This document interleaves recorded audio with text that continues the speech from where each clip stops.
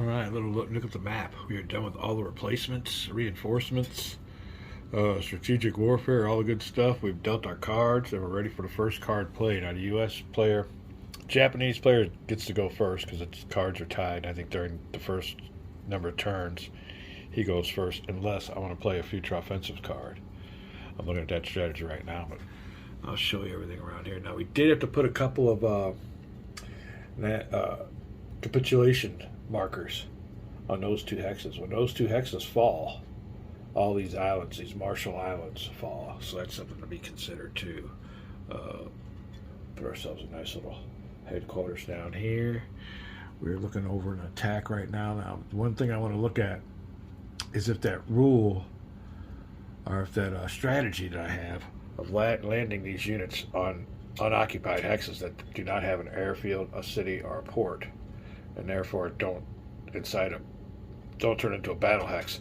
If these hexes have an intrinsic value, we already read that any hex in mainland Japan has an intrinsic value. I want to make sure, because I have some hexes around here that I can get a foothold on and do some strategies, but I have to make sure that none of them have intrinsic values. So I'm looking over that rule right now. But as I did see this about the Marshall Islands. Like I said, we are still learning the game. There you go. We'll be back.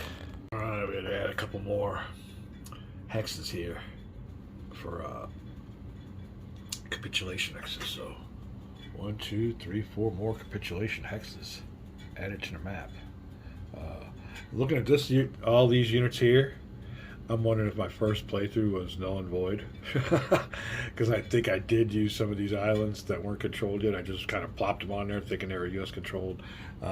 It don't really say anything in the rules. You just kind of got to notice that is Japanese Empire there within that. And it's not much of a marker on there. It tells you that they control all of that with those little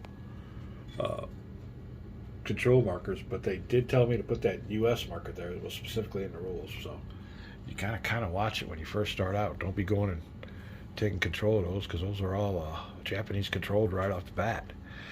All right, we're still working on trying to figure out if I should use my future offensive card and take the first card play. It's always nice to have the initiative. We'll be back. All right, well, the key to my little strategy here goes right here. And they got it covered, so I don't think we could. This one here might have worked because the key is a zone of influence on the assaulting hex. So I could still do it, but the key is, and where did I see that?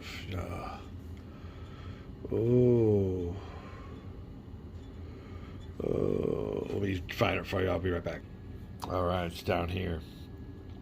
Now we know we have to be escorted. In other words, a path taken by amphibious assault units may not enter or exit a hex containing opposing naval units, active or inactive, unless the assaulting unit moves to the friendly naval unit and escort for its entire length, which is good. The killer on my plan, in some circumstances, is an amphibious assault unit may not enter or exit a hex within an unneutralized opposing aircraft zone of influence. Now, one caveat to that is you can have your amphibious assault units move with a carrier, because a carrier, as they move, neutralizes opposing amphibious assault zones of influence. Big key. Write this down on a piece of paper right here. An amphibious assault unit may not enter or exit a hex within an unneutralized opposing aircraft zone of influence. I was wanting to put some pressure on his headquarters and amphibious assault here, but it is within 1, 2 hexes of this unit's zone of influence. Now I could go maybe, well, this one I can't do because it's got a city on it, so that would initiate a special reaction. But in their special reaction, they can only special react with one amphibious shipping point, which means they can't really react with much.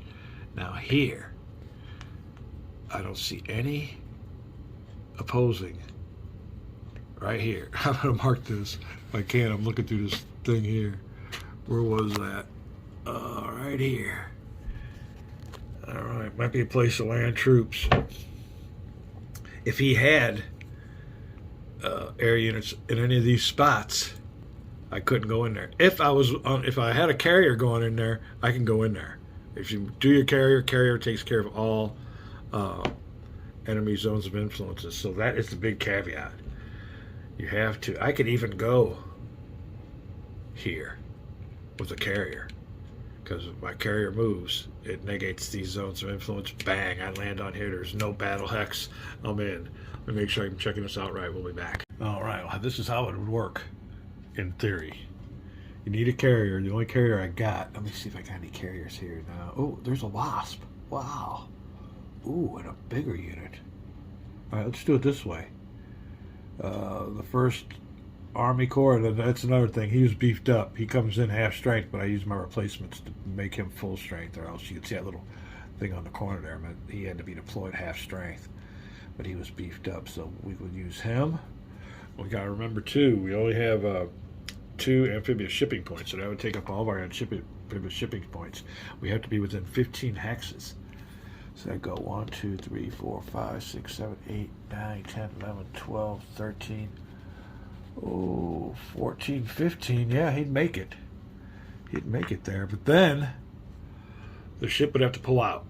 All right? Your ship would pull out. Your unit would be here. This unit right here, what let's do is hypothetically, my ship would have to pull back out. You'd drop him off. There would be no battle hex. My carrier negated all zones of influence. We drop him off there. He pulls out. Then the next turn, I don't know. This is if he survives the Japanese counterattack or if the Japanese move units. But if nothing else happened, you can move into a port hex by ground and initiate no special reaction. There you go. Things to think about all along the map. But that is how you do that. I'll put him back here. And I think that's pretty much the way it is. You can do all kinds of things. We're looking around here just having fun, thinking out strategies and incorporating them with the criteria of the rules. We'll be back. All right, then, when all's said and done, we're starting a new turn. Turn number 3. And Japanese player has 6 cards. He has 6 cards. Japanese player gets to go first on a certain amount of turns. I think it's up to turn 4. So he gets to go first unless somebody wants to play a future offensives card. That's what we're going to do here. So that lets us activate any headquarters.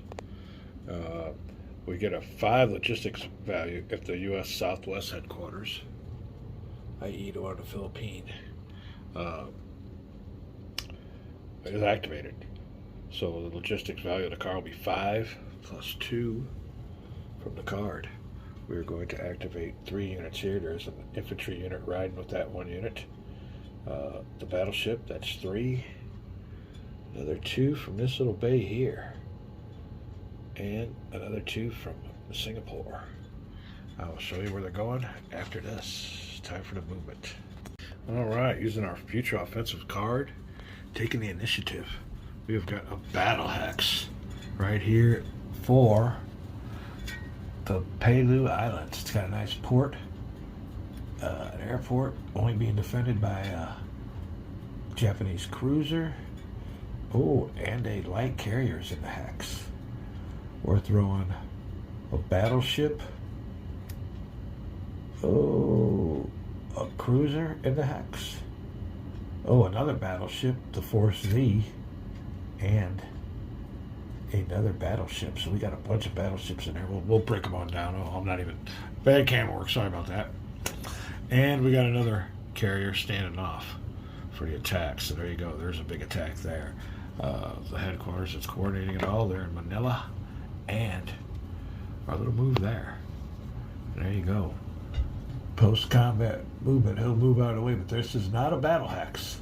And then there's an amphibious assault that just happened in there. So it was not a port, city, or airfield. So there will be no special reaction move. And I think I'm doing that correctly. We're back for the battle.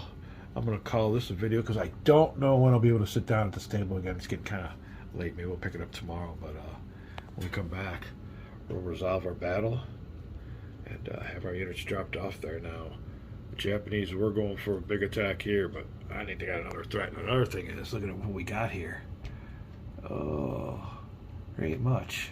least right here in the closest hex.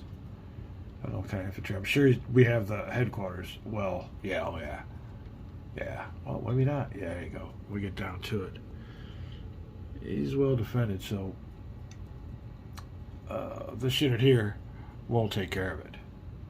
Part of the plan is, unless we get totally pounced on, which should happen, we're going to move into this hex here. If nobody else gets around, we move into this hex here.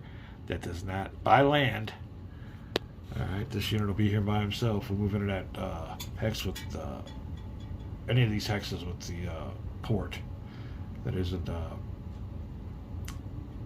but just the infantry unit will not initiate a special reaction move, so we can move in there for free, and he can't move in there to react to us. We'll be back. Call it invaded.